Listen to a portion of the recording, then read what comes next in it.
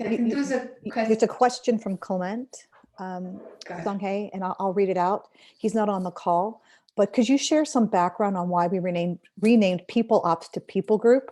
I tried finding that out through the MR, but didn't seem to see a reason listed. And Nadia, thank you for putting the MR up there, but I'll turn it over to you, Songhae, to answer that. And you're still on mute. So the People Group is comprised of various teams or functions that are people or HR related. The term HR has kind of been deprecated.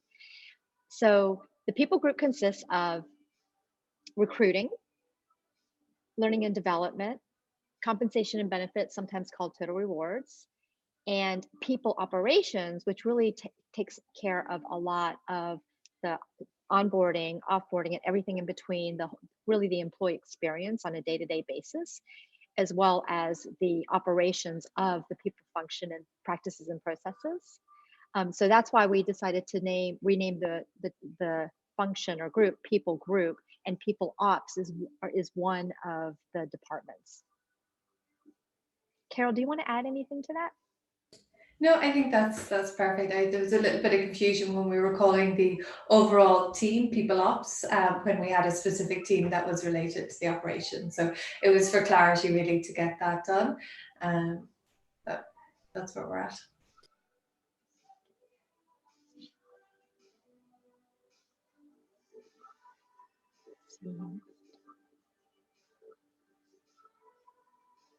Does Gazla have the next question? Yes, I would like to ask about the survey that was conducted a couple of weeks ago related to the breakout calls. How do you see the future of this part of the GitLab culture? Yeah, I think that happened right before I joined. Would someone else on the team be able to help with that question?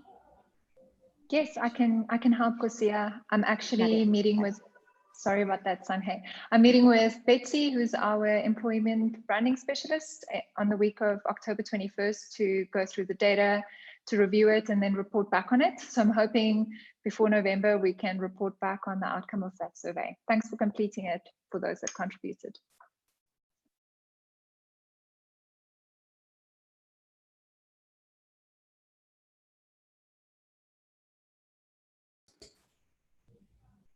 Chris, you have the next question. Yeah, hi. I am part of the sales and customer enablement team. So I was wondering what your vision is for, vision for GitLab Learning and Development to partner with the existing enablement teams. Oh, actually, I would love to meet with you to understand what the team does. The Learning and Development organization, I think the main function is to, or the vision is to help all GitLabbers. And whereas I think the enablement team is really about sales enablement, is that correct? So I run 3 main programs as part of the enablement. I focus on the customer success roles, but I do a combination of functional training, technical training, and soft skills training. But I definitely see an opportunity for overlap. Whereas we talk about like presenting skills and engaging storytelling and those kind of courses that I think be applicable to all GitLabbers. Yeah, we definitely should talk and see how overall as learning and development at GitLab works as kind of like the topic, and then what the people groups function of L&D does. But I think overall it's really to help GitLabbers with their career growth and learning things that help them achieve their personal goals as well. So, yeah. Absolutely, thank you. I think I had the next one. This might be more directed at Nadia, but I know we've recently added the kind of operation style roles within People Ops, and I think People Ops is one of the earlier functions that has started doing that. And I'm just wondering how that's going. And we previously kind of relied on the generous help of other technical GitLabbers for helping improve the People Ops process. And I'm wondering, Nadia, how you envision those two kind of like efforts interacting. That's a great question. Kenny, I think there's so much happening in this particular team right now, and there's a lot of like really cool initiatives coming up. I think one key factor for us is to ensure that we are enabling the team to work on things that can create a people experience, even though we're in ops. So with onboarding and a whole bunch of other things, including even the way we do probation periods at GitLab and the way we communicate that. I'm excited about our full stack engineer that's starting in people operations on Monday. I think that's going to be game changing for this team. I'm not sure I'm answering your question yet, so I'm trying to get to the answer. And maybe I'll so do you like mean, my, I don't know how to put this other than like to say it more directly, which is I think that it could be a little bit of a failure pattern if we didn't have, if knowing that there was a people operations person and a full stack engineer meant that everyone else didn't still contribute, right? Because we've had this great history of everybody contributing to our people ops process and everybody being willing and able to engage. And I guess more than anything, I'm just concerned that even I personally would be like, oh yeah, but there's a people ops specialist person who can, people operations person who could do that task instead of me taking it on myself. I think looking at the amount of issues we've created, Jeremy has been incredible in helping us understand how to triage those issues for this engineer, for example. I don't foresee one person can do this. And I do want to see collaboration and help from engineering and product and wherever else we can collaborate. I'm great at crowdsourcing at GitLab, so I will continue to do so as we continue to scale. The one thing that's really been standing out for me personally is on the people operations Slack channel, which our team is very responsible for answering mostly. I'm seeing a lot of GitLabbers and other team members and other teams answering queries. And that to me is key collaboration. And I'd like to see that continue. Sometimes they also solve a problem we didn't know we had, if it's something that's gone down or a link that's broken. So in all honesty, I'd like to continue to see this type of collaboration at GitLab. And we're not going to isolate this person to our team. We've teamed up with one of the engineering managers to have as a mentor outside of our team. And so for that reason, I do see key collaboration between engineering and us, and with Jeremy's involvement with product. I know he's helping us to ramp up with product, so it won't be forever. But with those type of things, I don't want to stop that type of collaboration, and I don't think it will. Yeah, and the way things have been built, like the bots we've created already, tells me that involvement from Bolu and a bunch of other engineers that's added so much value to this team will hopefully continue, and we will need their valuable input. Awesome, thank you. Cool. Okay, so I think I've got the next one. So my one's to Sung-Hei. As you've been here for a month now, I just wondered how your first month's been, what the onboarding process has been like, and if there's anything that you'd change. Yeah, thank you for asking that question. My onboarding has actually been phenomenal. I was quite nervous when I, initially saw the list of all the things that I had to do, but I actually like lists. I think that it was easier for me because I was already familiar with multiple tools. I think I was like G Suite, Slack, Okta, all of that. The part that was the most exciting to learn, but also maybe the most challenging, was learning the platform and how we actually do our work on a day-to-day basis on the platform. So it was the most difficult, but I feel much more of a sense of accomplishment in my function when I can see the results of all the work, whereas in previous organizations, sometimes in the people function, you do a lot of things and you're like, what did I actually accomplish today? So that's cool. I've been very impressed with how kind people are and willing to help. And I've learned a lot through people, especially in the coffee chats and the open office hours for onboarding. As a learner, if there's anything that I would consider changing, it's a lot of people learn when they come across problems a lot. And so as you're working on throughout your day, you're like, oh, how do I do that?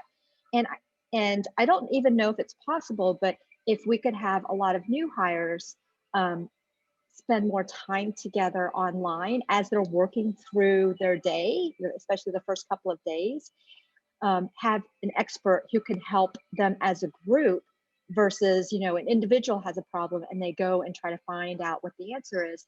And that can be inefficient when someone is answering the same question for multiple new people, but if they're all working on some things and there's an expert helping them as a group for the first week, I think that would be interesting, but also a great way to know other people.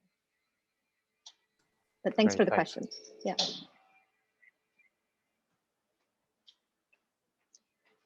So there are no more questions actually in the document. I'd like to open it up to any other questions about what was presented in the slides or anything else.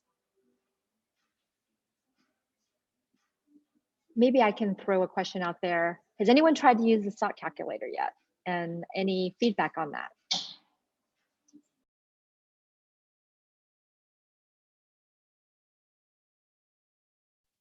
Oh, I've not. Sorry, go on, Kenny. I've not, but you mentioning it did make me wonder. I think there is still a Google sheet in the drive that is available that maybe we should deprecate and just put a big notice on it that says, go to this handbook page for the calculator. I was actually referring to that a couple of days ago and did not realize that this was probably the new source of truth. Thanks. I don't know if there's an issue on that or someone in the. I'll take that one. Yeah. Okay, thank you. Yeah, that was actually going to be my feedback. I also had to that I just discovered the stock calculator today, and it was great. Actually, we had a candidate asking about stock options, and it's always a convoluted process to explain and to hold them included to that spreadsheet. So that makes our work as hiring managers also much easier. It's actually quite. Sorry, go ahead. Oh, I was just going to do a really quick shout out to Epi, Lucas, who has done an amazing job on that, and he took it and he put a huge amount of effort in. So big shout out to Epi for getting that right for us. Absolutely, and this is one of the main reasons why I joined GitLab. I don't think that any other company does this, and it's a question that as I'm talking to candidates or team members in other companies, that it comes up, and you always have to be careful about what you say, but there are parameters. So the fact that we are sharing something that usually is not shared is pretty amazing, but also helps us as a company with repetitive questions and really understanding the value of our company and the value of what you have at the company, as well as your potential for candidates is phenomenal.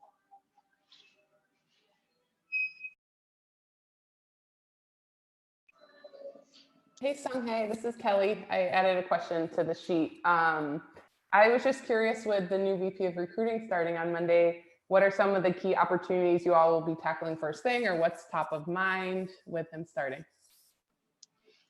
Yeah, I mean, I don't want to address this on his first day, obviously, but we've actually been talking quite a bit since before he joined, and talking about, hey, how do we streamline one of the areas is for engineering, we have a long turnaround time. So he's already started doing research and looking at the metrics. So hopefully he's already well versed. But I think number one is looking at the various stages of how candidates go from application or being sourced to being hired, and looking at where we can potentially streamline. I think helping the team to do their jobs better and giving mentoring, I think that's a key area, and looking if there are better efficiencies in how the team is structured. Those are the ones that are top of mind, and then also really just getting in there and helping with some of the roles that haven't been filled for a while, like the chief of staff role, some of the more difficult to fill roles that are also I would say more strategic roles too. Yeah. Absolutely. Thanks.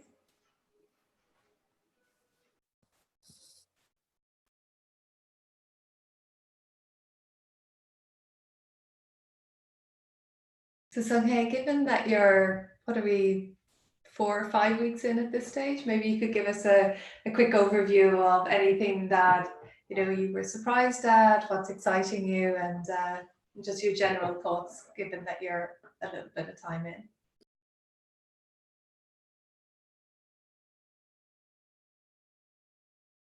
I think that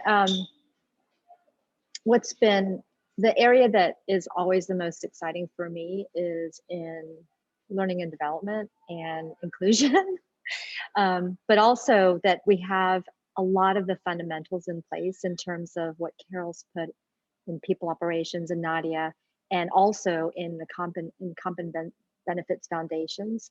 So it's being able to not having to worry about foundation. That's something that I've had to do in the past when I come into a role, is actually put in place the bridge while you're walking on it. Whereas here we have a bridge, and now we can just elevate from there and work on things like how do we make sure that people at GitLab really understand the culture through and are onboarded efficiently, and have career goals identified and have growth opportunities. So that's one. And the second area is in inclusion is how do we make that truly global, and I'm really excited about the fact that I know we can achieve the current targets that we have in terms of female hiring and getting more promotions. So that's exciting. And there's support for that across the company. What else is, I think those are the ones that are top of mind, and just working with an amazing people group team that is very enthusiastic, highly talented, really motivated, and just everyone wants to be here. So that's just lovely to have. And the other thing is, there are politics in every single company, every single organizational, every single group of more than 2 people, maybe even with 2 people. But I truly have experienced less politics at GitLab, and a desire to make sure that it's not about an individual's ego or politics, and it's more about the company and what we can do to be successful. So that's very refreshing. Great, thank you.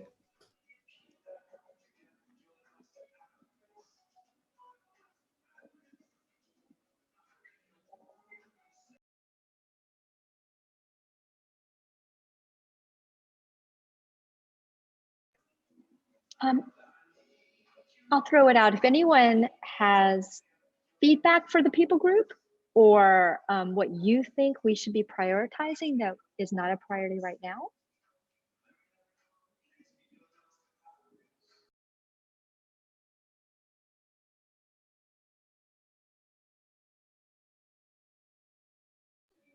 No feedback? Okay.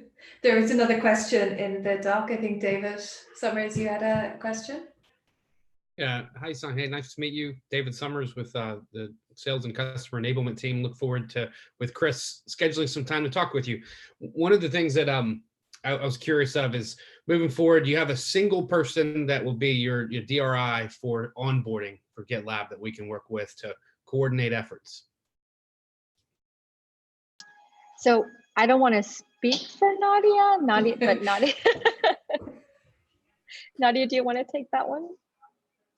In my view, it's yeah, David, that would be me, or really any of the people operations specialists.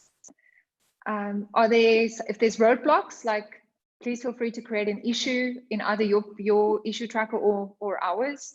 And I'd love to collaborate. Our issue tracker in the people group now has a very, very lean template, and it just helps us very quickly to establish if there's an actual problem that needs to be solved, or if there's something someone wants to help us change or work on.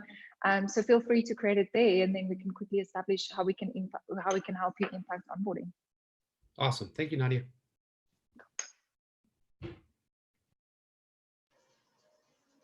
Okay.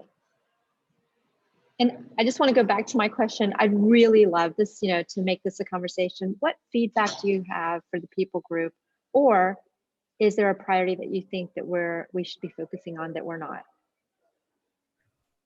No wrong answers, obviously. Hey, I just, so this is Dave Summers again, since I just asked the question. I'll take the bait. No, I'll respond. A lot of it, is admittedly focused on some, like learning and development pieces, but looking at things like a common set of competencies or critical skills and behaviors that all GitLab associates should exhibit, right, to be effective GitLab team members, above and beyond the credit values.